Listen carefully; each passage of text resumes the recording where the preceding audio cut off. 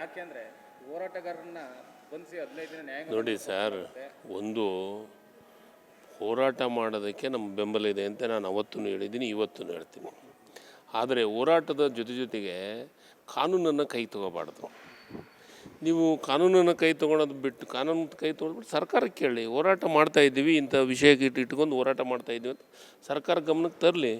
ನಿಶ್ಚಿತವಾಗಿ ಈಗ ನೋಡಿ, ಕನ್ನಡದೊಳಗೆ ನಾವು ಏನೋ ಇದನ್ನು ಬರಿಬೇಕಂತ ಈಗಾಗಲೇ ನಿರ್ಧಾರ ಮಾಡಿದ್ದೀವಿ. ಬೋಲ್ಡ್ಗಳನ್ನು ಮಾಡಬೇಕು 60-40 ಅಂತ. ಹೌದಾ?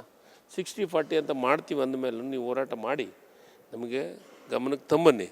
ಆದರೆ ಕಾನೂನು ಕೈ ತೊಗೊಳೋದಿದೆಯಲ್ಲ, ಅದು ದೊಡ್ಡ ಅಪರಾಧ. ಕಳೆದ 3 ತಿಂಗಳಿಂದನೂ ಅವರು ಕನ್ನಡ ಬಂದಿದ್ರು, ನಾವು ಕನ್ನಡದ ಬೋರ್ಡ್ಗಳನ್ನ ಕಿತ್ತಾಕ್ತೀವಿ ಅಂತ ಹೇಳಿದ್ದಾರೆ. ಕಳೆದ 1 ತಿಂಗಳಿಂದ ಒಂದು 3 ದಿನದ ಹಿಂದೆನೂ ಹೇಳಿದ್ದಾರೆ. ಅದು 3 ದಿನದ ಹಿಂದೆ ಸರ್ಕಾರ ಒಂದು ಆದೇಶ ಮಾಡುತ್ತೆ, ಫೆಬ್ರವರಿಗೆ ನಾವು ಅದನ್ನ ಹೌದು ನಾವೇ ಮಾಡಿದ್ದೀವಿ ಸರ್. ಈಗ ಒಂದು ಕರೆ ಕೊಟ್ಟಿದ್ರಲ್ಲ, ಅದಕ್ಕೊಂದು ರೀತಿ ನಿಯಮಗಳು ಇದ್ದಾವೆ.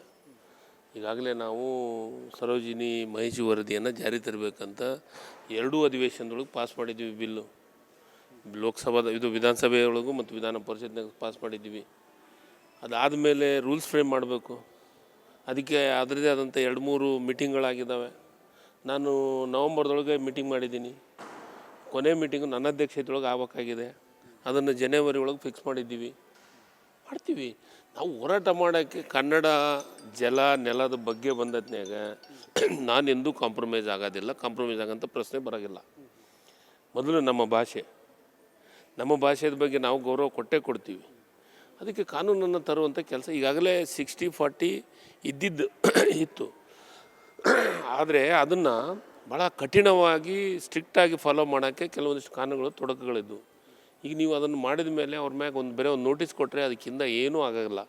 ಆ ನೋಟಿಸಿಂದ ಏನಾದರೂ ಒಂದು ಕ್ರಮ ವಹಿಸ್ತೀವಿ ಅಂದದ್ನಾಗ ಮಾತ್ರ ಕೆಲಸವನ್ನು ಮಾಡ್ತಾರೆ. ಆ ಹೆದರುವಂಥ ಕೆಲಸ ಆಗುತ್ತೆ. ಅದಕ್ಕೊಂದು ಲೈಸೆನ್ಸ್ ರದ್ದು ಮಾಡೋದು, ಇಲ್ಲ ಅವರಿಗೆ ಪರ್ಮನೆಂಟಾಗಿ ಏನಾದರೂ ಒಂದು ಈ ಪೆನಾಲ್ಟಿ ಹಾಕಂದರೆ ಪೆನಾಲ್ಟಿ ಕಟ್ಟಕ್ಕೆ ರೆಡಿ ಆಗ್ತಾರೆ. ಪೆನಾಲ್ಟಿ ಇಂಪಾರ್ಟೆಂಟ್ ಅಲ್ಲ, ನಮಗೆ ಕನ್ನಡ ಭಾಷೆ ಇಂಪಾರ್ಟೆಂಟ್.